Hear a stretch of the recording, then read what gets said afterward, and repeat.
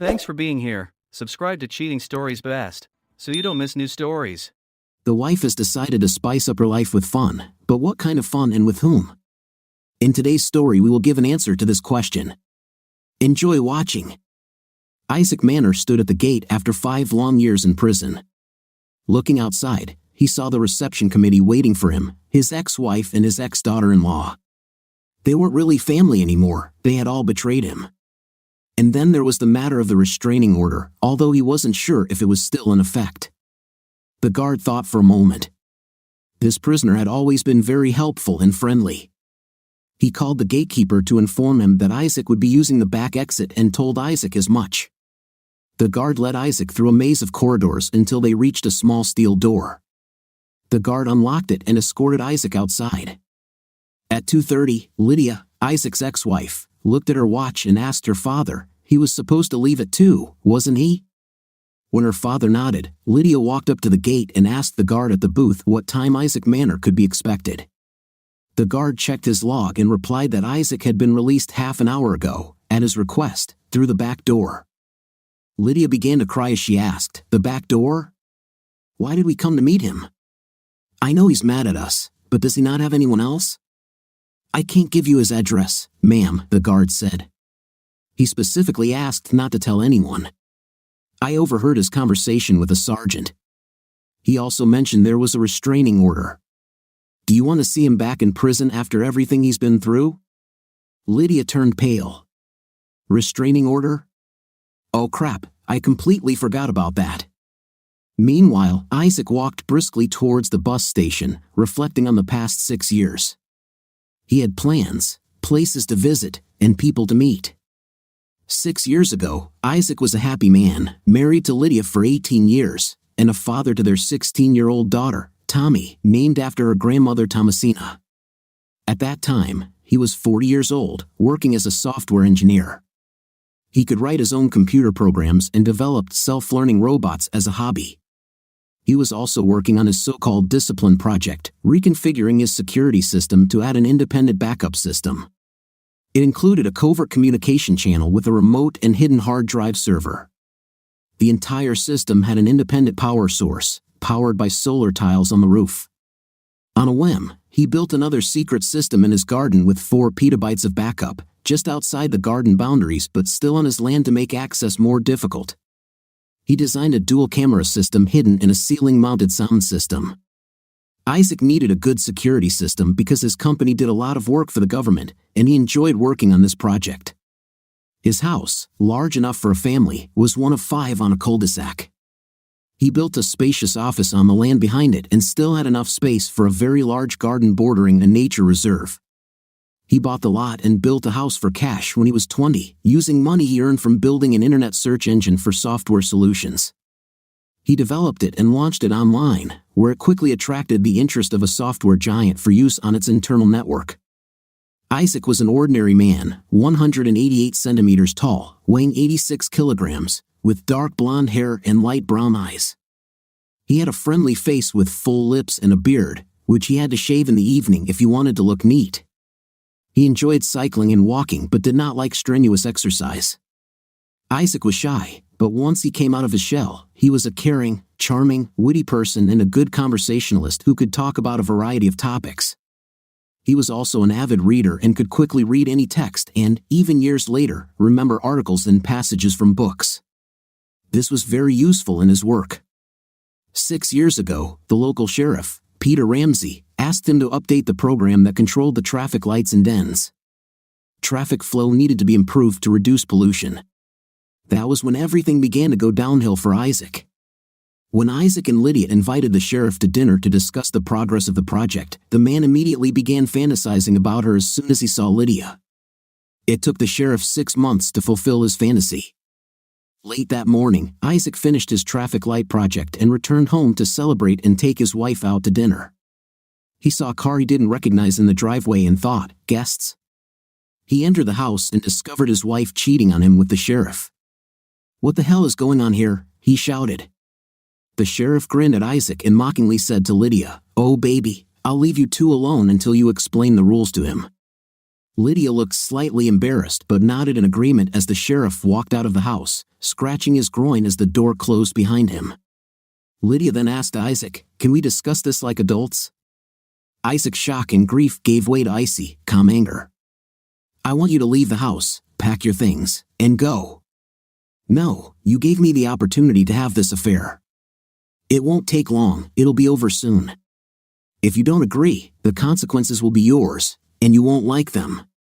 If you file for divorce, I'll take everything from you. You'll never see Tommy again." "You're out of your mind," Lydia said. "You can't seriously think I'll agree to this. Are you crazy?" Lydia sighed. "I was afraid you would react this way. I love you, but I need this, and it will pass." With icy calm, Isaac objected, "Are you cheating on me and threatening me? You should know that I don't like threats. Now, I will leave and return at 6 o'clock in the evening. During this time, you can be with your lover as much as you want. I won't touch you again, but when I return, you better be gone."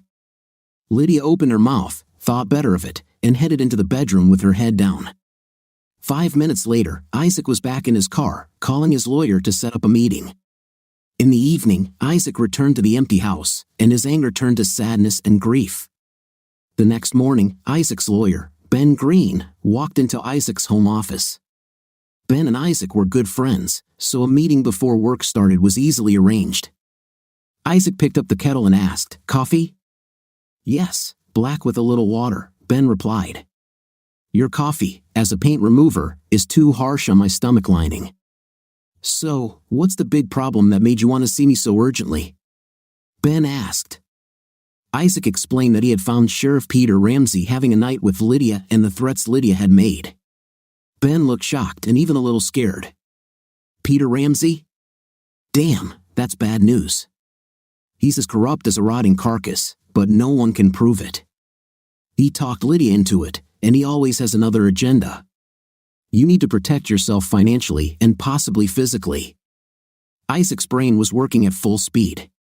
His friend was rarely intimidated, so he came up with a quick solution. "I'll give you power of attorney. You can print out the relevant documents here, and I'll sign them right away. If things go wrong, you can manage my finances. I'll give you a flash drive with all the relevant information. You need to start the divorce." Ben nodded, and at 9:30, he was about to leave when there was a loud bang, and the door swung open. 5 police officers rushed in and forced the 2 men to the floor. "Which one of you is Isaac Manor?" one shouted. Isaac, lying face down, mumbled into the carpet that he was the one they were looking for. "You are under arrest," said the officer. "For what?" Isaac asked in amazement. "As if you don't know," the officer replied. "Your wife and daughter filed a complaint against you for assault. They are now being examined." "Assault? Did I beat up Lydia and Tommy?" "No way. I didn't touch them, and I haven't seen my daughter at all since yesterday morning." Ben intervened. "Isaac, be quiet. Don't say anything. I'll sort this out." He turned to the officer and asked, "Where are you taking him?" "2nd Street," the officer answered shortly. "Be careful, Isaac. Don't let yourself be drawn into conversations without my presence," Ben shouted as Isaac was pushed into the police car. Ben quickly drove to his office and locked the flash drive in the safe.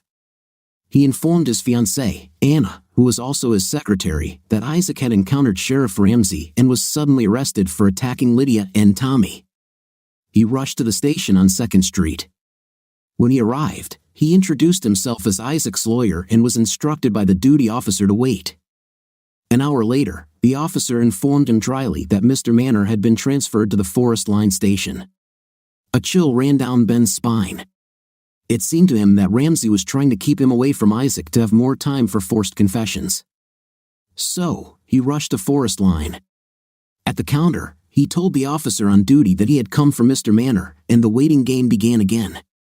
When the officer said that Isaac was not there but was at the station on 2nd Street, Ben's patience ran out. He took out his cell phone, scrolled through his contacts, and pressed the speed dial for a friendly judge. He explained to the judge what happened, who was involved, and that he was being led in circles. The judge asked Ben to put him on speakerphone. In a clear voice, he said, "Mr. Green, is the officer on duty next to you?" "Yes, sir." "The officer is listening now." "Okay, gentlemen, this is Judge Orlando speaking. It seems the police are preventing Mr. Manner's lawyer from negotiating with him. Is that so? 3 transfers before noon seems rather strange." "No, sir. It's just a clerical error. Manor is on 2nd Street. The officer hesitated, thinking, damn. Sheriff Ramsey can kiss my 5th place. I'm not going to be the target of this judge's wrath. H.M. When Mr. Green arrives at 2nd Street, he must have access to Mr. Manor without delay. You see, Mr. Green must speak to an unharmed Mr. Manor as soon as he enters the station.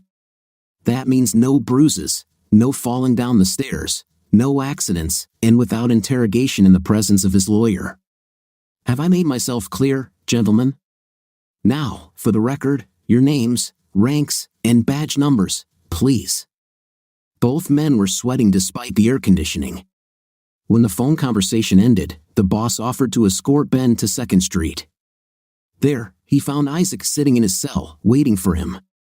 Ben took the recorder out of his bag and pressed the record button. "Isaac, did they try to talk to you?" "Yes, they did. They also tried to intimidate me. They threatened to use a baton if I didn't admit to beating Lydia and Tommy and causing them serious bodily harm. I told them to do what they had to do, but I wouldn't say anything without the presence of my lawyer." "Did they treat you well?" "They didn't treat me at all. I haven't been allowed to drink since they brought me here, and I haven't been allowed to go to the toilet.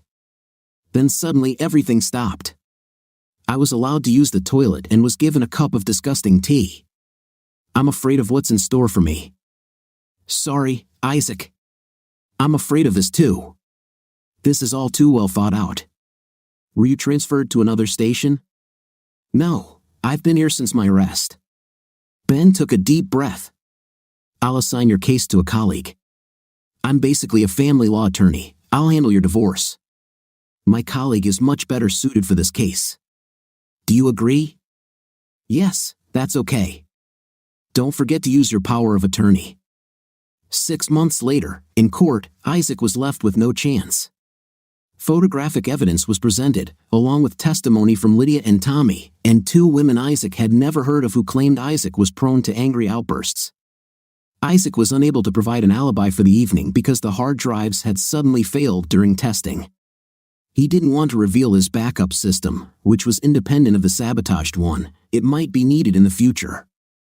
The prosecutor portrayed him as a bad father and an even worse husband who tortured and beat his wife and daughter. All this time, Lydia and Tommy sat staring uncomfortably ahead. Isaac thought they didn't look very healthy, but he didn't care. He himself sat stoically in the courtroom, awaiting the verdict. The jury swallowed it all and found Isaac guilty of all charges. Finally, the judge announced the verdict. Isaac was sentenced to prison for a term of 5.5 years, with credit for time spent in pretrial detention. With luck, he could be released in 3.5 years, but Isaac was counting on the full 5 due to the sheriff's influence. When the judge announced the verdict, Isaac heard Lydia scream. Turning to her, he saw that she had turned pale and his daughter was sobbing in tears. The only one who grinned like the cat that got the cream was Peter Ramsey. Isaac received a visitor in his cell. The only thing the woman said when she handed him the thick envelope was, "You've been served." Isaac gave the envelope to his lawyer and asked him to give it to Ben. Green left alone, Isaac sat down on a hard bench. 2 weeks into his prison sentence, Ben came to visit Isaac to discuss his divorce. The envelope contained divorce papers and documents regarding Tommy's adoption by Peter Ramsey. Isaac signed them without hesitation, although it was painful for him. He then reviewed Lydia's demands with Ben: a house, half their savings, $15,000 a month for 5 years, and an educational fund for Tommy's schooling. Ben smiled but didn't say anything until he pulled out a small high-frequency buzzer to prevent eavesdropping. Finally, Isaac, puzzled, said, "That's it? So if I sign this, they'll leave me alone and won't be able to refuse?" Ben, still smiling, replied, "Yes, it's true." Isaac froze for a moment. "The house was mine before we got married, so this is completely unacceptable." It remains mine. Please renegotiate, turn off the water but leave the electricity on, and since that man is going to adopt Tommy, let him pay for her education. So, 5 times 12 times 5K is $300,000, right? Just pay it all off in one lump sum. Half of our savings is about $700,000. Offer them a lump sum of $1 million and tell them to accept it as a lump sum payment, no house or education funds. Otherwise, handle things as dirty as possible. Ben gathered his things and told Isaac he would make a counteroffer. Just before he turned off the buzzer, he asked, "Did Lydia know about the investment fund?" Isaac responded, "I mentioned it sometimes, but I never told her how big it was. By the way, has the city already paid to upgrade their traffic light program?" "I don't think so," Ben replied. "So if I were you, I'd remind them. This money, about $175,000, is your fee. I may still need your help in the future." Ben returned home, both sad and happy, sad because his friend was facing 5 years in prison for something he didn't do, and happy because he could finally afford to buy the house he and his fiancée had their eye on. But first, he had to extract $175,000 from the municipality. Ben knew they legally owed this amount, but they would probably try their best not to pay it. The next day, Isaac found himself in his new home. After the obligatory speech from the warden, he was escorted to his new location. When he arrived at his cell, he was greeted by the largest man he had ever seen. He was informed that K2 was the biggest bully in the prison and was promised a warm welcome. K2 was writing something on a piece of paper with concentration. Isaac watched all this carefully and politely cleared his throat. K2 growled at him, "If you tell the others that I write poorly, you will die a very painful death." Isaac was stunned and asked, "Nobody bothered to teach you?" K2 looked up, surprised. "You're the first one to ask. I've had to work since I was 8. What are you trying to write?" "Sorry for asking. A letter to my grandmother. Her 87th birthday is next week. Can I help?"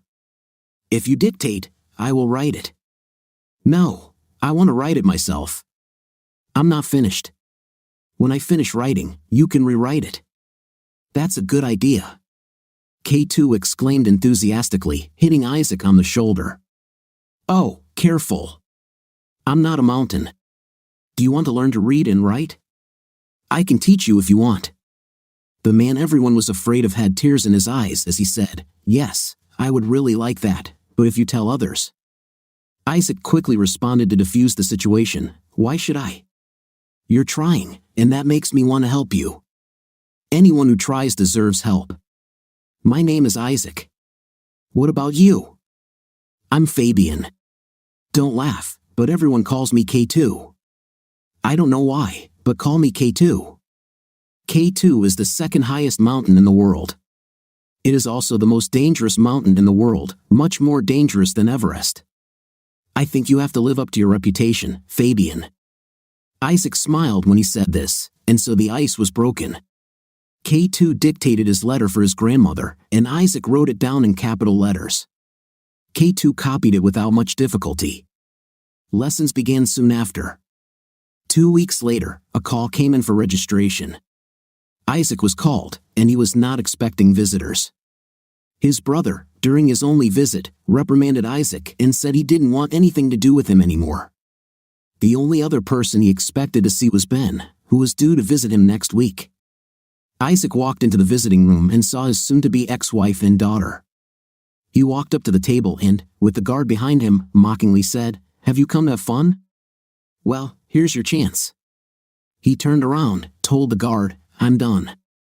I want to go back to my cell, please," and walked away. He heard Lydia cry behind him. "Isaac, please wait," she called, but he simply walked on, and the door slammed behind him. Isaac turned to the guard and asked, "Sir, is there any way to prevent such visits in the future? They issued a restraining order on me, and now they come to tease me. I can definitely do without such visitors." The guard told Isaac that he would talk to the warden. Ben and Isaac sat in a small conference room reserved for lawyers and clients. As usual, Ben pulled out his noise-canceling device before he said, "I have a modified divorce proposal here." Isaac raised an eyebrow. "What do you mean? Changed. More money? What else? Ben looked at his papers and replied, "No, Lydia is willing to give up half the money if she can talk to you." "Sorry, Ben, but you will be the bearer of bad news for her. Please tell her verbally that I would rather give up that $500,000 than talk to her or her friends and family." "Isaac, this is a very expensive refusal. You understand that, don't you?" "Yes, Ben, I understand, but it's just money, and I've been humiliated enough. Please pass on this message and let them go to hell." Ben sighed. "Okay, I'll do as you ask. Is there anything else I can do for you?" Isaac smiled in anticipation of what would happen next. "Yes, you can.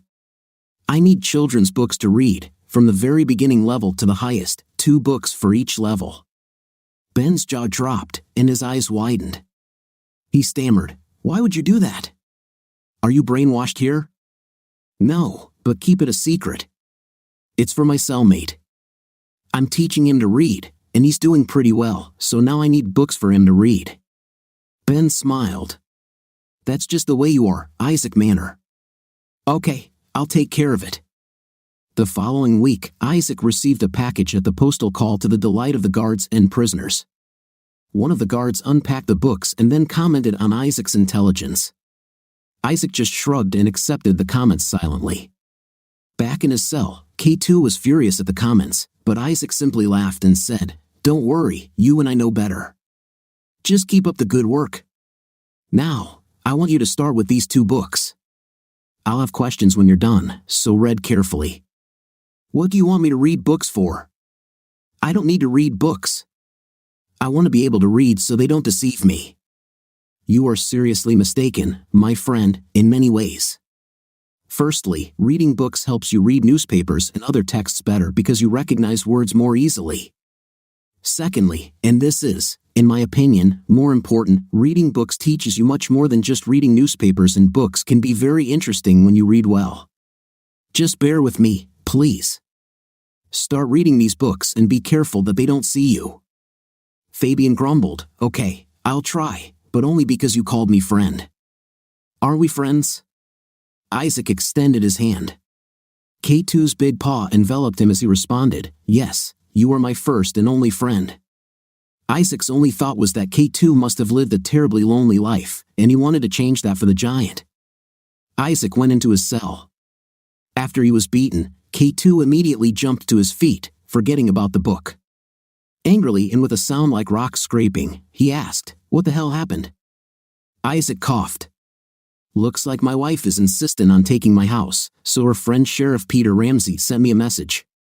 If you don't give up your house, they will do this until you agree." K2 growled, "Even if they kill me, I don't care. The house is mine and will remain mine, if only because of the sentimental value." K2 looked at the man. "You're serious?" "I see. Can you describe them?" Isaac gave K2 a description of one of the 4 men before heading to the prison infirmary. The next day, 4 more people were taken to the prison infirmary. The message was clear to all prisoners, ERS, and guards: Isaac must be left alone. Over the next month, K2 proved to be a real sponge for information and an avid reader. He was very smart, and only his illiteracy interfered with his development. Now he was making up for lost time with a vengeance. He also began referring other prisoners to Isaac, who became known as Dr. Isaac. Isaac now had a class of about 10 prisoners who needed training. During one of these lessons, a conversation arose about life after prison and the difficulties associated with finding a job. Some of them nodded because they were returning to prison for the second time. When Isaac asked why, they explained that almost no one wanted to hire ex-convicts or only offered very low salaries. When they wanted to start their own business, they needed an investor or a bank loan, both of which, given their past, were extremely unlikely or involved astronomical percentages. This gave Isaac an idea. He asked them what kind of business they would like to start. One man, who had only 4 months left before his release, admitted to Isaac that he was a baker and wanted to start his own bakery. So Isaac asked him to write a plan for what he would need. The man looked at him strangely until Isaac told him to consider it a math assignment. K2 was also in this lesson, so Isaac asked what he would like to do after his release. K2 told Isaac that he would really like to work in security. Isaac smiled and said, "Need a thief to catch a thief? I have an idea, and if it works, I can help you. From now on, you are my head of security. Okay?" With his characteristic sound like the grinding of stones, K2 replied, "Oh yes, I agree. Very much agree." And again they shook hands. During Ben's month-long visit, Isaac explained his idea. He wanted to create an investment fund that would allow former prisoners to start their own businesses. The fund would also help the man or woman with legal and financial formalities. Did Ben want to participate? Isaac wanted to use part of his investment fund as seed money after the divorce was finalized. Ben thought for a moment and then said, "I'm with you. You handle the financial side, and I'll handle the legal side. Let's shake hands, and I'll get started right away." What a brilliant idea. Then he thought again. Isaac noticed this immediately and said softly, "What's bothering you? Spit it out." Ben replied, "I talked to Lydia for a long time. She signed the divorce papers and is now only asking for half of her savings without alimony. She was shocked by your answer and seemed to realize that she had no chance of getting you to talk to her. She won't claim the house and will not ask for funds for Tommy's education. I have documents here for you to sign." Isaac signed the divorce papers, reflecting on Lydia's change of heart. 6 months later, he became single again.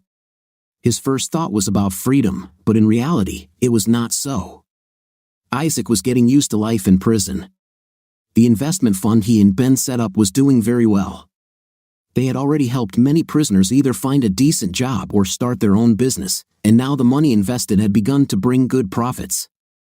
Isaac was highly respected, and any newcomer who tried to contact him received a very painful lesson in manners. Isaac now even had a room for his lessons, as the guards and warden were well aware of the calming effect Isaac had on these sometimes violent men. This made their work easier. One day, a social worker came up to him and asked, "Why doesn't your name appear on the parole list?" Isaac decided to be frank. "Because the warden is a friend of Sheriff Ramsey, and his reports on me are always negative. Besides, I don't even want parole. What if my parole officer turns out to be one of Ramsey's henchmen? They might return me to prison at their request, and I will have to serve additional time. No, this is not for me. I will leave in a year and be truly free. You have little confidence in this city's legal system?" "No, madam. I was framed by the sheriff and my ex-wife after I caught them together, but I can't prove it. Please don't talk to me about a fair legal system." "Is that all, madam?" Yes, sorry to bother you." "It's okay, madam. The prisoners are quite happy with my presence here." The woman looked confused as Isaac left. Isaac went to training in a self-defense class.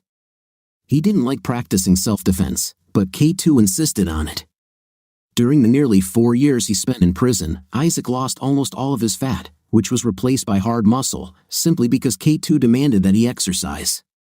After the final beating, K2 began teaching him how to fight dirty. K2 insisted that the only way was to neutralize the enemy as quickly and thoroughly as possible. On his way from the gym to his cell, he was intercepted by a guard. "The warden wants to talk to you in his office now." Damn, what did they come up with this time? Am I in trouble? He thought, feeling his stomach drop. Seeming calm and collected, he said, "Yes, sir. Do I need to take a shower, or can I go like this?" The boss said you can wash yourself later. 5 minutes after the knock on the door, Isaac was allowed into the boss's office. The chief released the guard and looked at Isaac. I might as well take a shower first. Isaac decided to skip the obvious answer and remain silent. After a moment, the boss continued, "I was told that you understand something about computers. Is that true?" "In a past life, I was a programmer, sir." "That doesn't answer my question. Are you computer savvy?" "That's the question." Something was fishy here. If the boss had problems with his computer, why didn't he just call the city council's IT service? Isaac decided to take a risk. "Sir, a computer has 2 parts, the software and the hardware. If the problem is with the software, I can probably solve it." A problem with the hardware, that is, the machine itself, is less likely. The car is fine. Now get in and start looking for the problem." With these words, he left the office.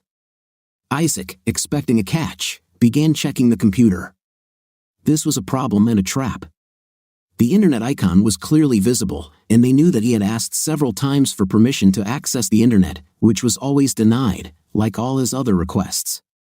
He decided not to use it. They probably controlled the connection. Isaac began his research. The first thing he found was a keylogger. Ah, cunning, cunning, cunning. Anything else? He smiled to himself and continued checking. After an hour and a half of work, and with a deep sigh of satisfaction, he found many problematic directories and files, poorly hidden, probably by an amateur and not difficult for a trained professional, even if that professional was a little rusty. Most importantly, he found the problem. This was, even for a talented amateur, quite easy to solve, but it was not what Isaac was going to tell his boss. Isaac had leverage over his boss, and he was going to make the most of it. Isaac waited, standing at the desk with his arms crossed, until the boss and the guard entered the office again. They looked disappointed. The boss asked, dissatisfied, "Did you find the problem?" "Yes, sir." "I can explain, but better in private, please." The warden looked at the prisoner, who looked completely calm, and nodded to the guard to leave. Only after the guard closed the door did Isaac begin in a soft but steely voice, "I found a huge number of illegal videos on this computer. I also found a program that records everything that happens on the keyboard. There was a software worm in the downloaded videos, which is now slowly corroding your files, including program files. You can try to claim that I downloaded these files, but the internet connection is also monitored externally by the ISP. This way, my lawyer will always be able to prove that I did not touch the internet. I can fix your problem, but I need internet access to download some of my cleaning programs." The boss looked a little paler than usual. It was a trap, and it failed. He had uploaded the videos himself, enjoyed them, and wanted to frame Isaac for using the internet illegally so he could add another year to Isaac's sentence. Now he had a much bigger problem than pleasing that idiot Ramsey. "Okay, from now on you have unlimited access to the internet. Start solving the problem." "Oh no, sir. This will not happen until my lawyer receives written confirmation that I am not responsible for the contents of your computer and that you provide me with unrestricted internet access." "How dare you!" exclaimed the boss. Isaac remained silent, looking steadily into the boss's eyes, and finally said, "Or you can call the city's IT service to sort it out." As a result, the boss muttered, "Who's your lawyer?" Late in the evening, a week later, Isaac was at work. The warden didn't want anyone to know that the prisoner was messing with his computer, so the first thing Isaac did was disable the keylogger. He then compressed the banned videos but did not delete them from the computer. He hid them so that another programmer could find them over time, but an amateur would not be able to. When he finished this, he installed and activated the internet programs he had chosen and then began looking for solutions to the problems on the computer. When the problems were finally solved, Isaac had a brilliant idea. Curious about what his house looked like now and whether his alternative and hidden security system was working, he paused for a moment to remember the IP address and password. To his delight, the system was still functioning. However, what he saw both amazed and outraged him.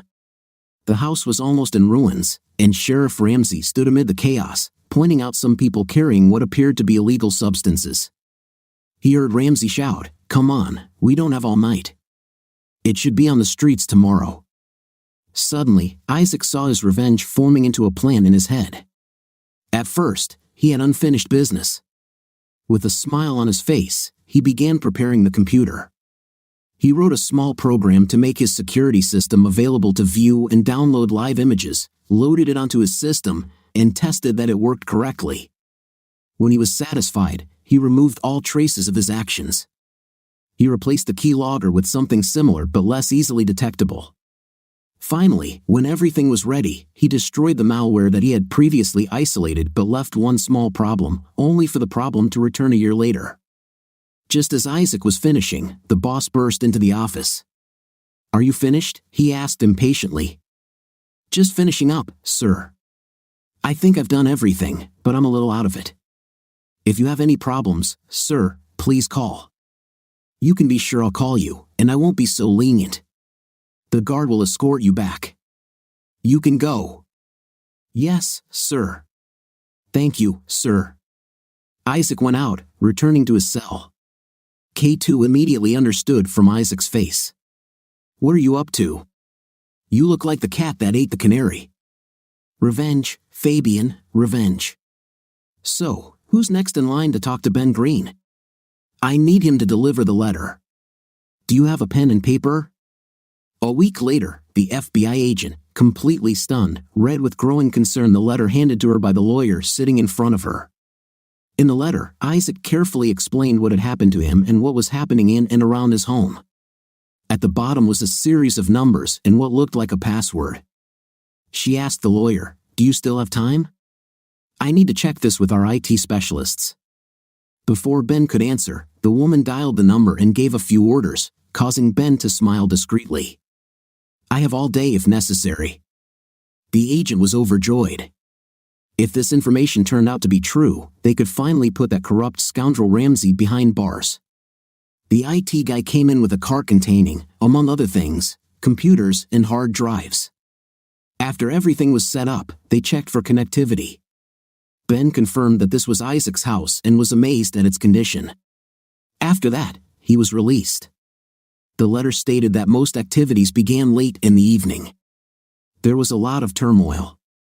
Just before Isaac was released, he was waiting for a visitor when Peter Ramsey came in to talk to his legal advisor, rude and loud. He was shackled and accompanied by 2 guards.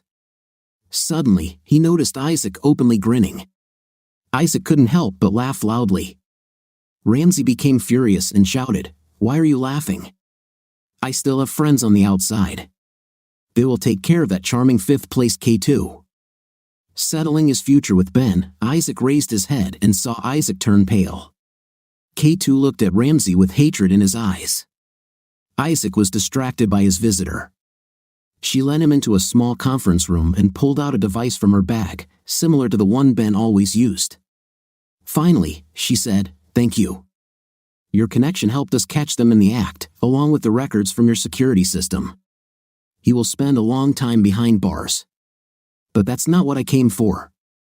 Because of the sheriff's extracurricular activities, he owes the IRS a lot of money. Usually, when someone reports tax fraud, there is a reward. We decided that this reward will go to you as a sign of gratitude. We do not know what it will be yet." Knowing this service, Isaac was surprised that they had put in so much effort and replied, "I appreciate it. Thank you.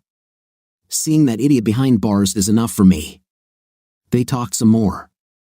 The agent was trying to figure out how Isaac gained access to his security system.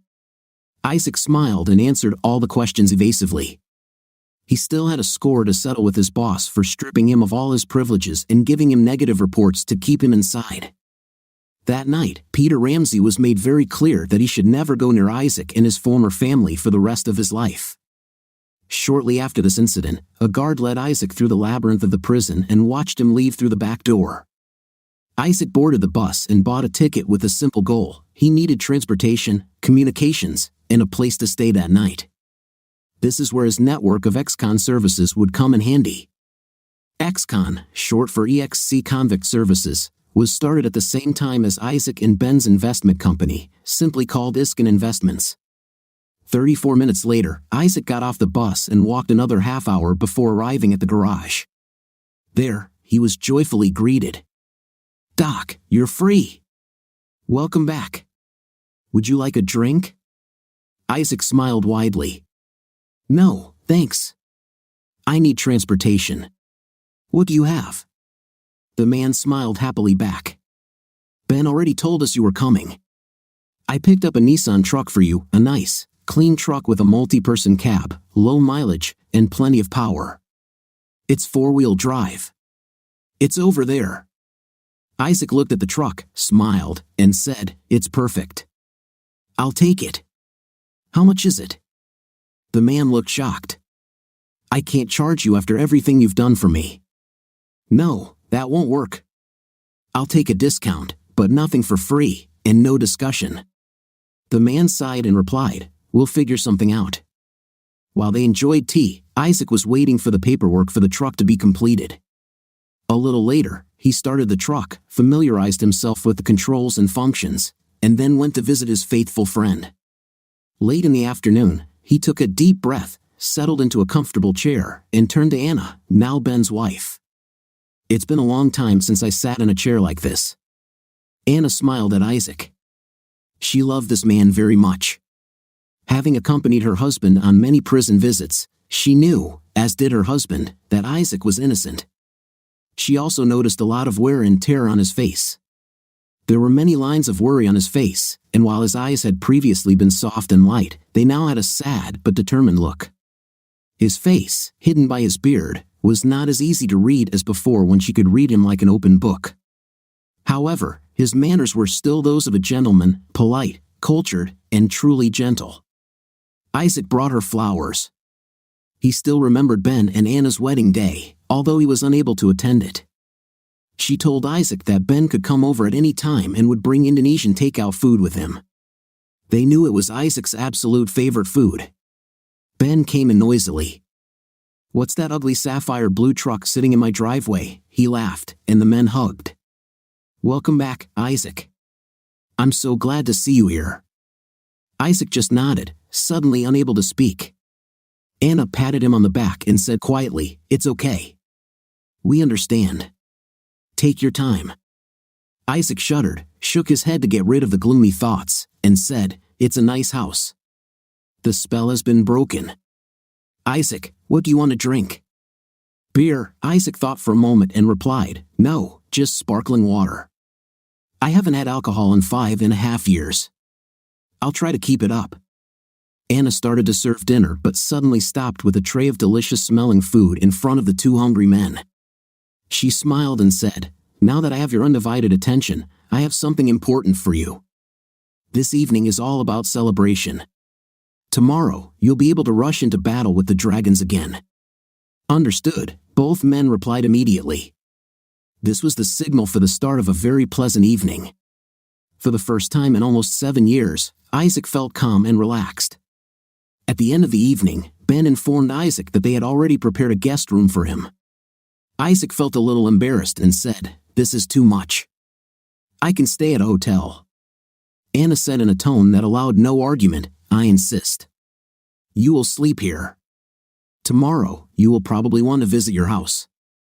I don't think you should go there alone, so we will go with you." This was also not discussed. Isaac gave up. "I am in your debt. I am dead tired now. Please show me where I can lie down." Anna said in the same tone, "Are you crazy? We're your friends, you know. Remember this, you paid for a large part of this house with money from the traffic light project. Ben will show you where to go. Tomorrow is a new day." In a much softer voice, Anna said to Isaac, "Good night, you big fool. Don't forget that we love you too." Isaac didn't sleep well that night. The bed was too soft, and it was too quiet. He missed K2's snoring and the noises of the prison but eventually fell into a restless sleep. Lawrence's dad watched people arrive at the house at the end of the street.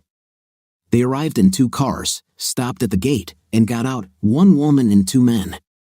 Because the FBI used her home as a surveillance point before the raid, she became wary of unfamiliar visitors. She took out the binoculars that the FBI agents had forgotten to take away and looked carefully. 1 man and a beautiful woman were clearly very much in love. They waited until a thin, bearded man got out of his blue truck and looked around. She aimed the binoculars at his face, which was lined with wrinkles around his eyes. When he turned to look around, she got a good look at his eyes. She inhaled sharply. They were light brown and reflected a lot of pain. She also noticed that the couple looked at the man in his inappropriate clothing with a lot of sympathy. The 3 eventually made it through the gate and toward the front door before the lone man returned to his truck and grabbed a crowbar. It didn't take long before they entered the house. Laura put down her binoculars and prepared to pick up her little boy from school. Isaac walked through the ruins of what had been the interior of his home 6 years ago. Now everything seemed destroyed by what had happened here. To Isaac, it was just another building.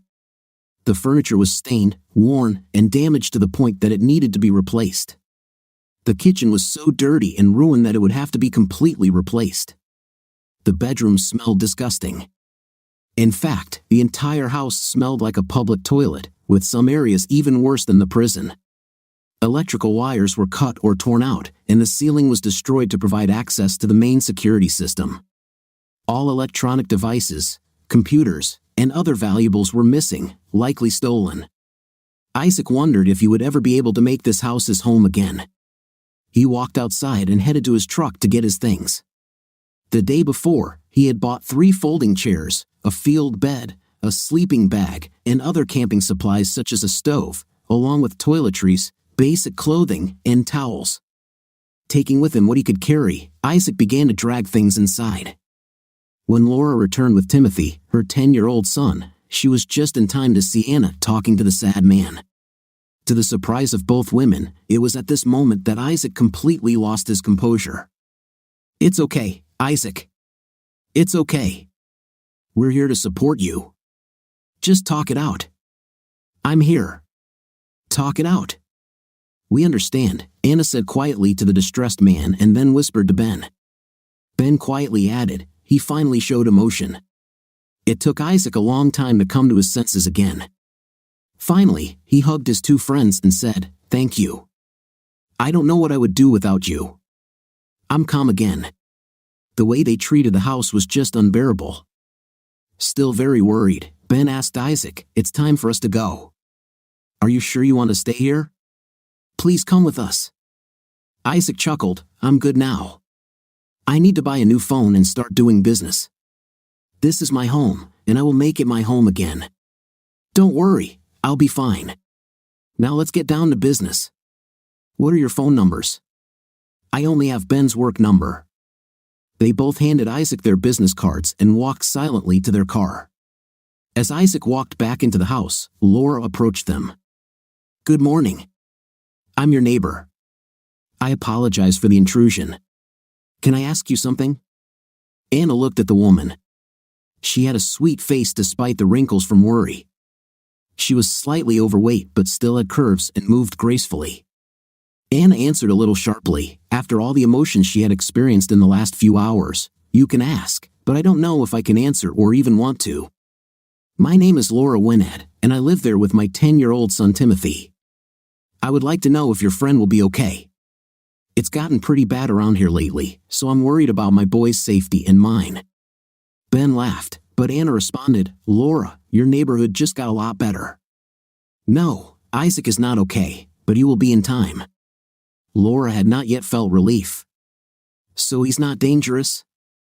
"Sorry for asking, but it really was that bad here." "Isaac dangerous?" "No, Laura.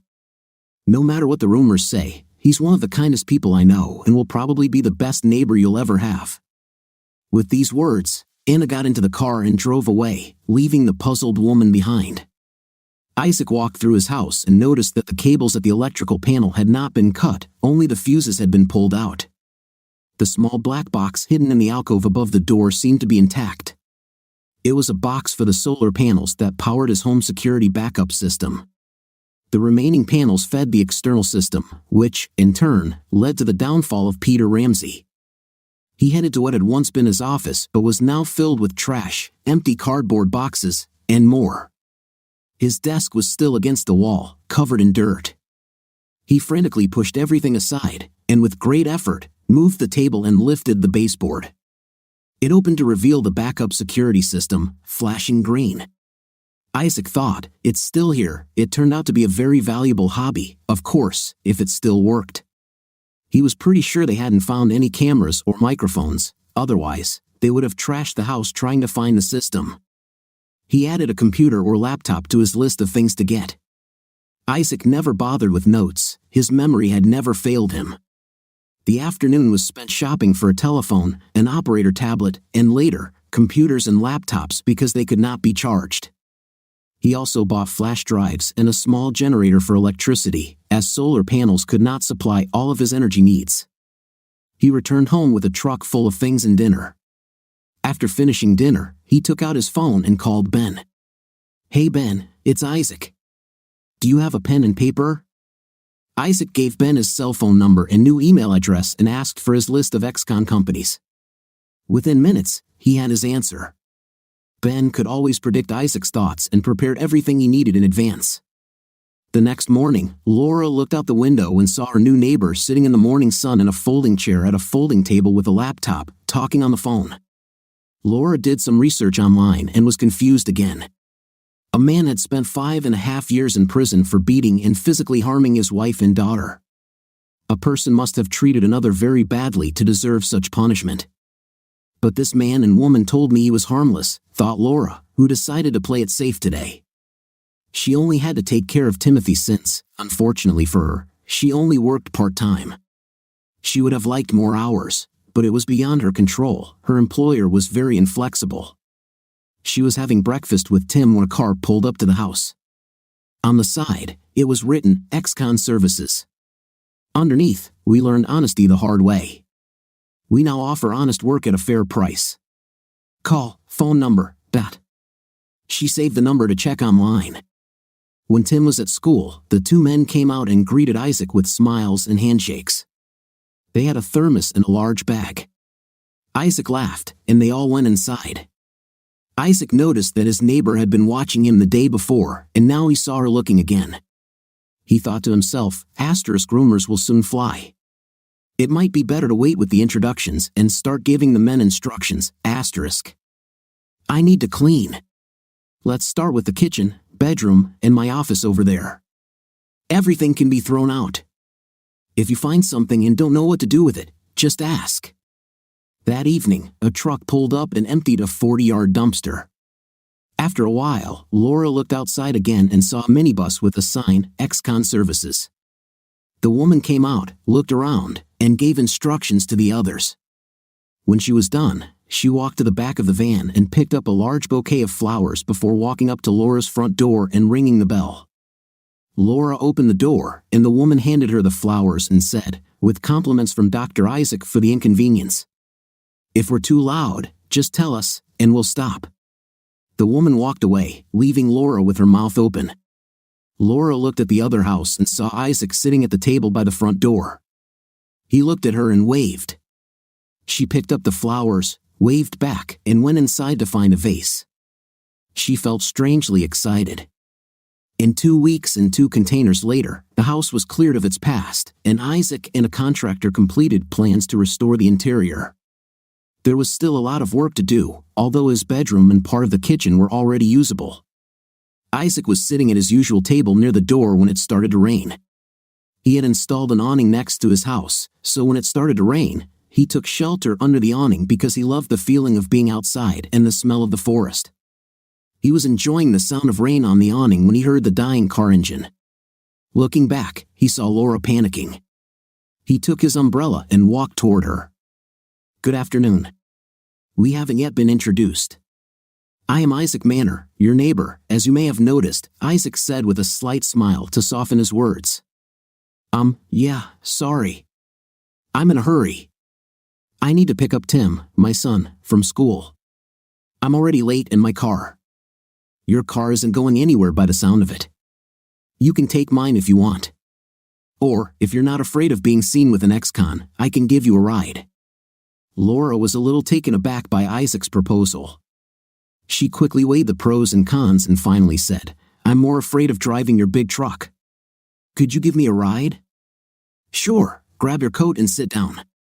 I just need to lock up the house." Do you need help with the car?" Laura whispered quietly, ashamed. "I can't afford it." Isaac interrupted her before they left for school. "Neighbor, I said help as in help, help. No strings attached or strings attached. Just a friendly face and an occasional cup of coffee will do." Laura noticed his use of the word neighbor in his address to her and felt ashamed of herself. She said, "I'm Laura Winstead. Sorry for being so rude." "Yes, please, if you can fix it." The last words sounded partly hopeful, partly fearful. Isaac pressed the speed dial button on his phone and put it on speaker so Laura could listen too. "Doc," said a voice over the speakers. "How are you and how can I help you?" "Hey, Kate, I'm doing well." "Oh, can you call Joey for me and have him check my neighbor's car? The keys are in the ignition, the car just died. We're picking up her boy. Of course, document. Anything else? Just have Joey call me back when there's news, please. I will. And by the way, did you know that K2 has to appear at a parole board meeting next week? Mr. Green already knows. Isaac laughed. Thank you. Good to know. A new phase will begin soon. Looks like I'll need an assistant soon. Laura looked at Isaac, embarrassed. When I try to make an appointment at a car repair shop, I have to wait at least a week. How and when can I get my car to the garage quickly? Don't worry about it. Joey's on his way with a tow truck, I guess. Are you their boss? Are they that quick to respond? No, I help them set up their business. That's all. Don't tell me you haven't looked up information about me and XCon on the internet or that you haven't heard rumors about me. But in reality, Ben Green is you. He was mad and I founded the investment company XCon and XCOM Services to help ex-prisoners start a new life. That's why I get a little extra help. Laura looked at the man in a new light. If only he hadn't heard his ex-wife and daughter at school. Laura got out of the car and waved when she saw Timothy waiting for her. Timothy's face lit up when he saw the car, and he shouted, "It's our neighbor's truck." Cool. Why is it here? Laura helped Timothy into the back seat and buckled him in as she said sadly, "Our car broke down again." Isaac turned around and said, "Hey, big guy, I'm Isaac. If your mom doesn't mind, you can call me that too. Now let's go home." Once home, Joey pulled Isaac aside. "Doc, this car is a real death trap. The engine is burned out, but the rest is even worse. What do we do?" Isaac thought about Laura's words and asked, "She can't do without a car. Do you have anything suitable?" "I have a nice little Nissan Rogue, but the color is terrible." "She can take it." "Should I ask her?" "No, just take this one and change it. Send me the bill. I can't let my neighbors or their children suffer." Joey walked up to Laura and said, "Excuse me, madam, I need to pick up your car and the papers, please." Laura was on the verge of tears. "I need this car. I can't pay for repairs." "Don't worry, madam. Doc has already sorted everything out. I'll bring a replacement this evening." Laura stammered, "Isaac took care of this. Can he pay for it? Does he always do this? And please call me Laura. You have no idea, Laura. He is one of the nicest people I know, honest, smart, and generous. And I know where this conversation is going. No, Laura, he never asks for anything in return. It's better not to start like that at all with him, because he thinks it's an insult. That's why everyone is trying to help him with the work he needs. He'll pay anyway, whether you want it or not. And a lot of people owe him something." He paused for a second before adding, "Oh yeah, and by the way, I don't believe for a second that he beat his ex-wife and daughter. I saw him train in prison, he just doesn't have it in him. Sorry, Laura. See you after dinner." Meanwhile, Isaac finally found the strength to access the backup hard drives, connecting them to his laptop. He began to check how long they had been running. The first recording began immediately after he installed and activated the entire system. He watched silently as his wife broke her vows of marriage. A few weeks later, he saw in the tapes his discovery and subsequent threatening discussion, after which he left and Ramsey arrived an hour later. What happened next was something that almost opened the gates of hell again. Ramsey calmly explained the plan to force Isaac into submission. They would put on makeup as if they had been beaten. Lydia was to report to the police that they had been beaten and injured, and Ramsey would take care of the rest. He would persuade Isaac to comply, and Lydia would withdraw the statement later. This was followed by footage of a makeup artist doing his job and someone named Doc signing some paperwork. Isaac sat in silence as tears streamed down his face. He felt terribly betrayed. He suddenly lost his breath and quickly rewound the footage. He stopped when he saw Ramsey again, sitting in the house, which had already begun to fall into disrepair. Something in the body language of the men, including the prosecutor and the judge, made him replay that part.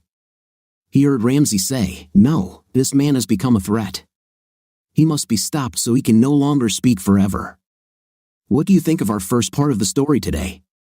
It seems to me that everything is still ahead of us and we shouldn't jump to conclusions. What's your opinion? Let me know in the comments. See you in the comments.